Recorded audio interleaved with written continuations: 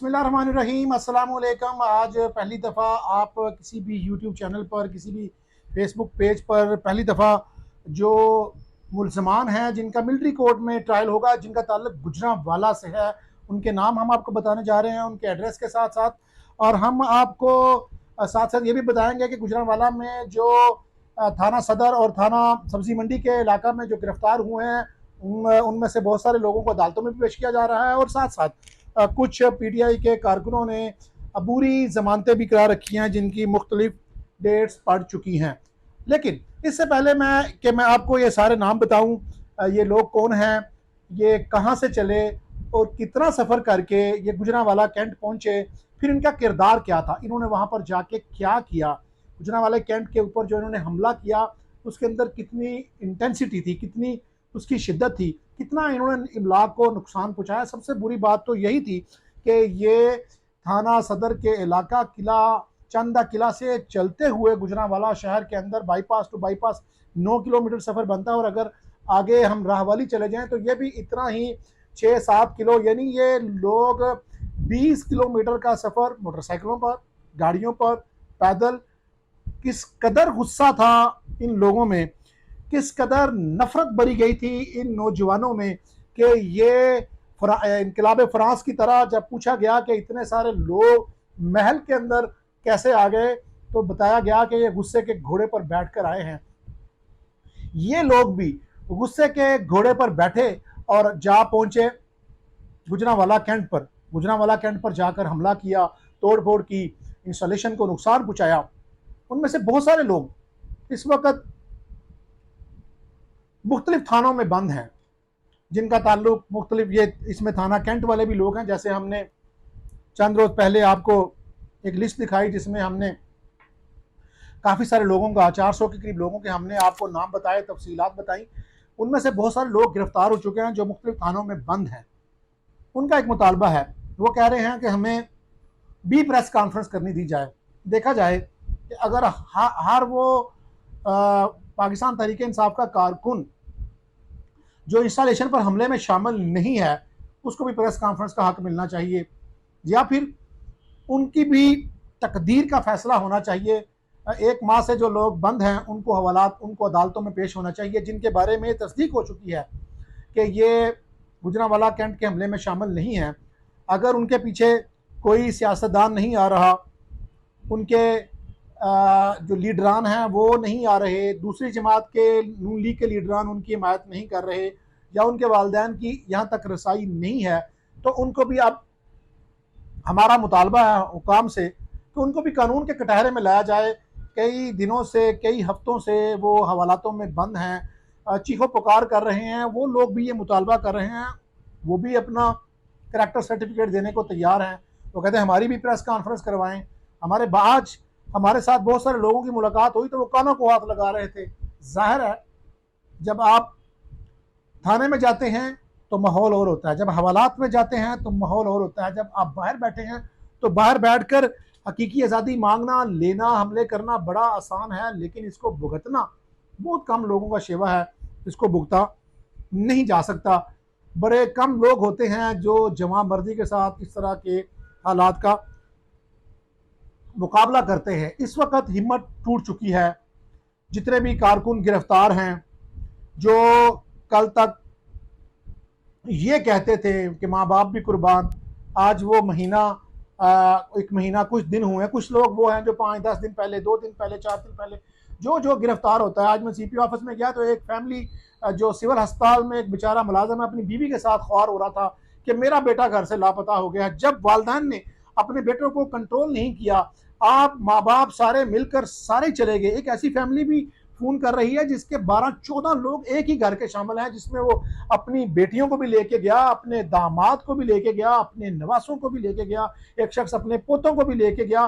फिर वो कह रहा था कि वो तो गुजर रहा था तो वो इसलिए वहाँ पर, जब उसकी तस्वीरें सामने आई, जब ये साबित हुआ जियो फेंसिंग में कि वो वहाँ पर 6 घंटे खड़े रहे हैं, तो 6 घंटे ट्रैफिक ब्लॉक हो भी तो लोग, फैमिलियों वाले पैदल चले जाते हैं, वो निकल जाते हैं, गाड़ियाँ छोड़ देते हैं।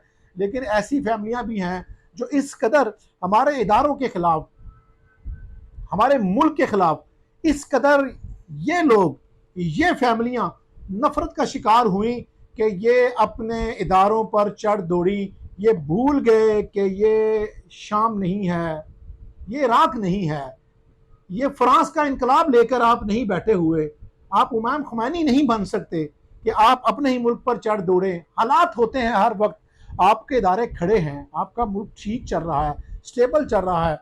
सियासी लड़ाई लड़ने के लिए आपने मैदानों में आके मुजाहरे करने थे, एहतजाज करना था, सड़कें ब्लॉक करनी थी, आपने शटर डाउन करना था, आपने लॉकडाउन करना था, दुकानें बंद करनी थी, जो दुनिया भर में एहतजाज का हुस्न होता है। आपने क्या किया? आप अपने इदारों पर चढ़ दौड़े। लेकिन इसके बावजूद भी हमारा अपने हुकाम से, हमारे इदारों से ये मुतालबा है कि जो बच्चे भी कैंट के हमले में शामिल नहीं हैं, खुदारा उनको जल्द अज जल्द अदालतों में पेश कर दिया जाए, या फिर जो उनके लिए भी प्रेस कॉन्फ्रेंस की ऑप्शन होने चाहिए, उनके भी वालदैन से गारंटी वारंटी लेनी चाहिए। अगर वो इंस्टॉलेशन पर हमले में शामिल नहीं है तो उसको फौरी तौर पर जिस तरह के बाकी लोगों को इंसदाद दहशत गर्दी की अदालतों में पेश किया जा रहा है, उनको भी पेश कर दिया जाए। अब हम बात करेंगे कि जो 10 लोग जिनका गुजरांवाला के जो अब गिरफ्तार है, जिनका मिलिट्री कोर्ट में केस चलना है, उनके हम आपको नाम बताने जा रहे हैं, उनके एड्रेस भी बताएंगे, आपको ये भी बताएंगे ये कौन कहाँ से आया। ये इनमें से चार लोग हम जो एंड पे बताऊंगा, ये वो लोग हैं जो गुजरांवाला जेल में थे। जब ये साबित हो गया वीडियो से, जियो फेंसिंग से, तस्वीर से, मजीद दीगर जो सबूत थे गवाहों से साबित हो चुका, तो इन लोगों को भी 4 को गुजरांवाला जेल से निकाल कर पाकिस्तान मिलिट्री कोर्ट के हवाले कर दिया गया है। एक कानूनी प्रोसेस शुरू होना है। इनमें से पहला नाम है अब्दुल सत्तार, इसके बाप का नाम मोहम्मद सरदार है और ये मंडियाला वड़ाइच का रिहायशी है। इसका ट्रायल पाकिस्तान मिलिट्री कोर्ट में होने जा रहा है। दूसरे नंबर पे है मोहम्मद वकास, इसके बाप का नाम मलिक खलील है, ये इकबाल टाउन गली नंबर 5 का रिहायशी है। ये इसका भी ट्रायल पाकिस्तान मिलिट्री कोर्ट में होने जा रहा है। मोहम्मद अहमद, बाप का नाम नज़ीर अहमद है, किला नुवेर सिंह, ये जवान किला नुवेर सिंह मोड़ अहमदाबाद से पहले चंदा किला आया, चंदा किला से चलता चलता ये गुजरांवाला कैंट पर गया और वीडियो प्रूफ के साथ इसको गिरफ्तार किया गया। इसका केस भी पाकिस्तान आर्मी के एक्ट के तहत किया जाएगा। नंबर 4 है सुफियान, इसके बाप का नाम सुफियान अदरीस है, इसके बाप का नाम मोहम्मद अदरीस है, ये भी किला नुवेद का, ये भी जवान पाकिस्तान तहरीक इंसाफ का कारकुन मोड़ अहमदाबाद से चलता है और गुजरांवाला कैंट के ऊपर जाकर फौजी इंस्टॉलेशन पर हमला करता है। नंबर 5 पे है मुनीब अहमद, बाप का नाम नवीद अहमद है, ये गढ़ी शाहू के एक फ्लैट में रहता है। ये इसका भी पाकिस्तान मिलिट्री एक्ट के तहत ट्रायल होगा। नंबर 6 पे है नवाज वल्द अब्दुल समद ग्रीन टाउन रावली, नवाज वल्द अब्दुल समद ग्रीन टाउन रावली, ये लकड़ी का कारोबार करता है रावली चौक के अंदर। लकड़ी मतलब लकड़ी के दरवाजे बनाता है, लोगों के घरों के अंदर ये दरवाजे बनाता है और बड़ई है, बड़ा महंगा कारोबार है, अच्छे पैसे कमाता है, अमीर आदमी है, घर भी अच्छा है। ये रहने वाले इलाका गैर के थे, काफ़ी 15-16 साल से ये गुजरांवाला में फैमिली शिफ्ट हुई है। रावली चौक में फजल सेंटर की बैक साइड पे एक ग्रीन टाउन है जहाँ का ये नौजवान रहने वाला था। नवाज, इसका हम आपको आईडी कार्ड भी दिखाएंगे, इसका पूरा एड्रेस भी दिखाएंगे। इसका जो आईडी कार्ड है वो गुजरांवाला का नहीं है, इसके वालदैन का एड्रेस गुजरांवाला का है, लेकिन इसका एड्रेस जो है अभी भी इलाका जो है वो सवात के इलाका में कोई गांव है, दिल्ली नाम का गांव है, वहाँ का इसका एड्रेस है। खाता पीता खुशहाल गिराना और हकीकी आज़ादी के लिए बहकावे में आया ये नौजवान और चढ़ दौड़ा अपने ही इदारों पर। वहीं चढ़ दौड़ा जहाँ पर थोड़े से फासले के चेक पोस्ट के ऊपर इसकी दुकान है, वहीं पर इसका अच्छा कारोबार है, अच्छा खासा कारोबार है। और ये अब इसका ट्रायल होगा पाकिस्तान मिलिट्री एक्ट के तहत। आशर भट्ट, इसका ताल्लुक भी रावली शरीपुरा के इलाका से है। आशर भट्ट, बाप का नाम है मोहम्मद अरशद, शरीपुरा रावली कैंट का रिहायशी है। ये अशर, अनीस, अंस, राशिद और राशिद अली, ये 4 लोग हैं जो दहशत गर्दी की अदालत के अंदर इनका ट्रायल हो रहा था और ये जेल में थे। इनको जुडिशल रिमांड पर जेल भेजा गया था, लेकिन जब इनके खिलाफ वीडियो प्रूफ आ गए, इनकी मैं नाम बताता हूँ आपको, इनके जब वीडियो प्रूफ आ गए तो फिर इनको जेल से निकाल लिया गया और इनका मिलिट्री एक्ट के तहत, क्योंकि इनके खिलाफ विजुअल तस्वीरें, लोकेशन, जियो फेंसिंग और इनका खुद का सोशल मीडिया, इनका इंस्टाग्राम, व्हाट्सएप, फेसबुक, ये सब वो थे जो वहाँ से लाइव चल रहे थे। इसलिए इनका जुर्म भी बनता है और ये हमले भी दिखा रहे थे, इंस्टिगेट भी लोगों को कर रहे थे, हमला करो, खुद भी शामिल थे, जवानों की तौहीन भी कर रहे थे, इदारों की तजलील भी कर रहे थे।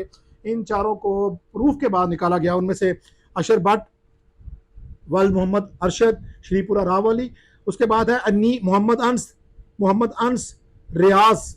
मोहम्मद अंस के बाप का नाम मोहम्मद रियाज है और ये ख्याली बाईपास का रिहायशी है। इलियास कॉलोनी है इलाका, इलियास कॉलोनी ख्याली बाईपास का रिहायशी मोहम्मद अंस रियाज, बाप का नाम मोहम्मद रियाज है।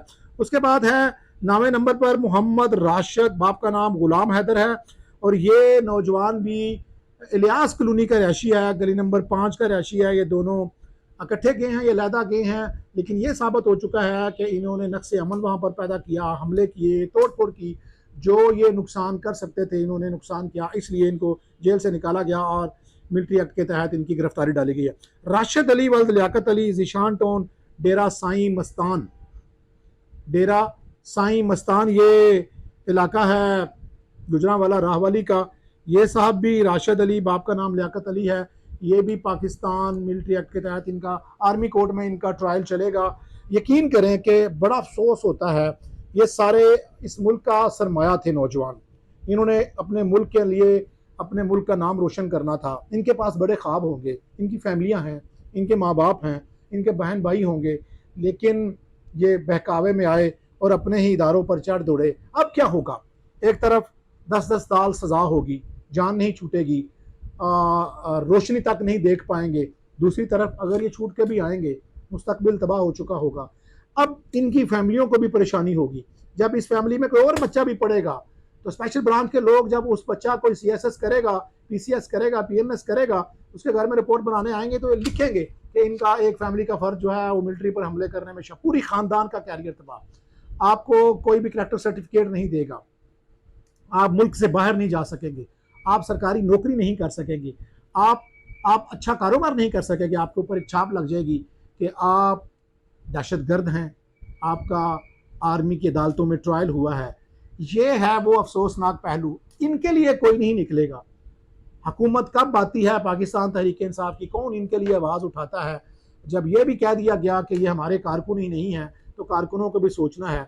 ये तो ट्रायल में चले गए, इनको तो सजाएं मिलेगी, लेकिन जो बच्चे घरों में बैठे हैं, जो वालिदैन बैठे हैं, उनके लिए सोचने का मकाम है कि वो बच्चों को, अपने बच्चों को अभी भी ऐसी तंजीमों से, हम पाकिस्तान तहरीक इंसाफ की नहीं बात कर रहे, हर वो तंजीम जो नक्श अमन का बायस बढ़ती है, वो कोई भी सियासी जमात हो जो ये तरगीब देती है जलाओ घेराव करो, अपने बच्चों को उससे दूर रखें। आपके बच्चे आपका सरमाया है, सियासी जमात का सरमाया नहीं हो सकते, सिर्फ और सिर्फ उनका ईंधन हो सकते हैं, उनका सोर्स हो सकते हैं, उनका टूल हो सकते हैं। आपके बच्चे इसके अलावा उनके बच्चे नहीं हो सकते, उनके कारकुन हो सकते हैं, उनके हथियार हो सकते हैं, उनकी औलाद नहीं हो सकती। उनको वो तकलीफ़ नहीं होगी जो वालिदैन को होती है, वो इस्तेमाल करेंगे, आगे चले जाएंगे। ये कारकुन जेल में चले जाएंगे तो उनको और कारकुन मिल जाएंगे। खुदारा अपने अपने बच्चों की हिफाजत करें और उनको ऐसी सियासी जमातों से, ऐसी जमातों से दूर रखें जो मुल्क में तोड़ फोड़, नक्श अमन का बायस बन रही हैं।